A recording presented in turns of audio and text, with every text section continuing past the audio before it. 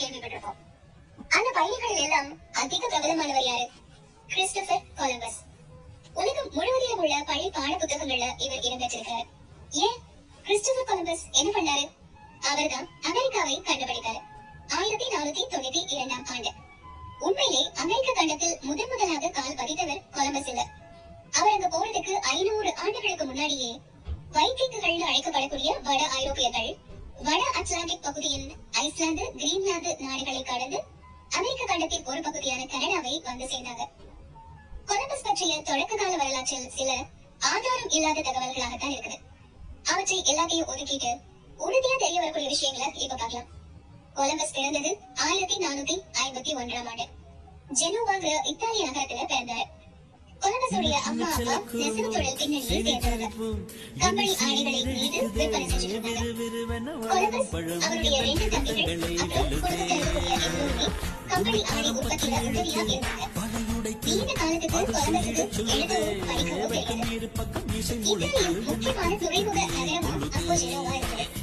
மீன் பிடிக்கக்கூடிய கப்பல்கள், சண்டை போடுவதற்காக வடிவமைக்கப்பட்ட போர் கப்பல்கள், வணிகர்கள் சென்று வருவதற்கான வர்த்தக கப்பல்கள் என சின்னதும் பெருசுமா பல வகையான கப்பல்கள் துறைமுகத்துல நிரம்பியிருக்கும். அதனால கடல் பயணங்களை மையப்படுத்தி பல தொழில்கள் உருவாகின. அதுல ஒண்ணுதான் வரைபடம் தயாரிக்கக்கூடிய பணி, கார்ட்டோகிராஃபின்னு சொல்லுவாங்க. இந்த துறையில நிறைய பேர் ஈடுபட்டிருந்தாங்க. ஒவ்வொரு புதிய இடம் கண்டுபிடிக்கப்படும் பொழுதும் அதை அந்த மேப்ல சரியான இடத்துல குறிப்பிட்டு புதிய வரைபடத்தை தயாரிப்பாங்க.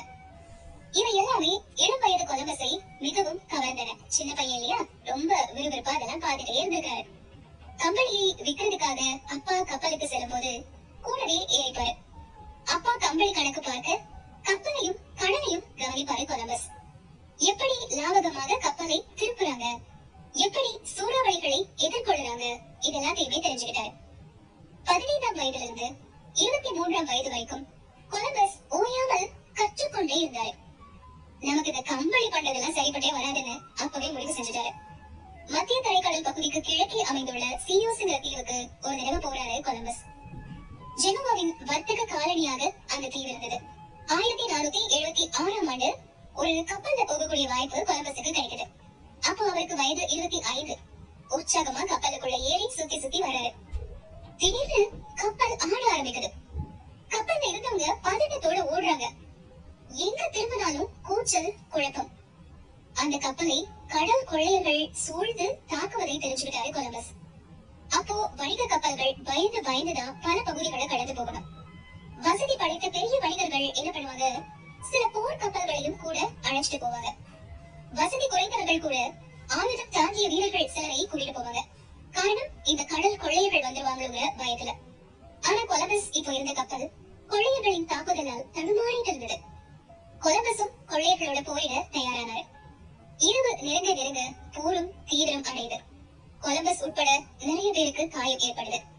எல்லாரும் உயிர் பிழைச்சா போதும்னு நினைச்சு கடலுக்குள்ள குதிக்கிறாங்க, நீந்த ஆரம்பிக்கிறாங்க.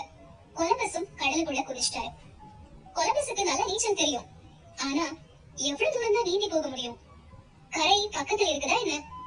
காயம் பட்டு ரத்தம் வேற வழிஞ்சுக்கிட்டே இருக்குது. கரைக்கு போய் சேர்ற வரைக்கும் உயிர் பிழைச்சிட்டு இருக்கிறது சாத்தியமா? சரி, இதெல்லாம் யோசிக்கிறதுல எந்த பயனுமே இல்ல. மூச்சு பிடிச்சுக்கிட்டு நீந்த ஆரம்பிப்போன்னு நீச்சல் அடிக்கிறாரே கொலம்பஸ்.